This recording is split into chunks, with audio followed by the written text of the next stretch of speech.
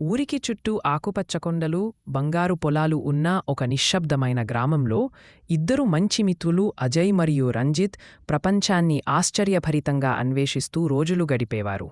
ఒక మంగళకరమైన మధ్యాహ్నం అజయ్ ఇంటి మేడత్తిలో వెతుకుతూ అజయ్ మరియు రంజిత్ ఒక పాతటి ధూళితో కప్పబడిన పెట్టెను కనుగొన్నారు. ఆ పెట్టె లోపల బంగారు తాడుతో మెరుస్తూ రహస్యమైన ఆకృతులతో అలంకరించబడిన రంగురంగుల పటంగి ఉండింది. ఆనందంతో ఉప్పొంగిపోయినవారు గ్రామంలో ఉన్న ఎత్తైన కొండపైకి పరుగెత్తి పటంగిని ఎగరవేశారు. అయితే గాలి బలంగా వీయడంతో ఒక అద్భుతం జరిగింది. ఆ పటంగి వారిని ఆకాశంలోకి ఎత్తుకుపోయింది.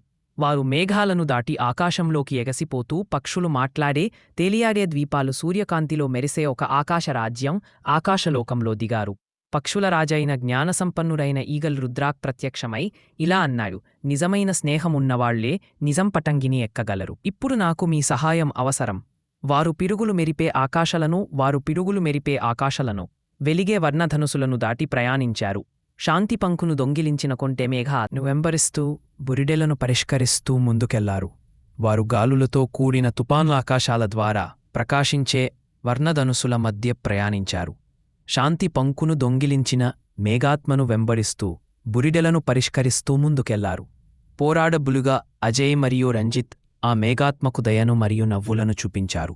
వారి హృదయాల సంపూర్ణతతో ఆకట్టుకున్న ఆ ఆత్మక తిరిగి ఇచ్చింది. పంకు తిరిగి వచ్చిన తరువాత ఆకాశరాజ్యం ఎప్పటికన్నా ఎక్కువగా ప్రకాశించింది.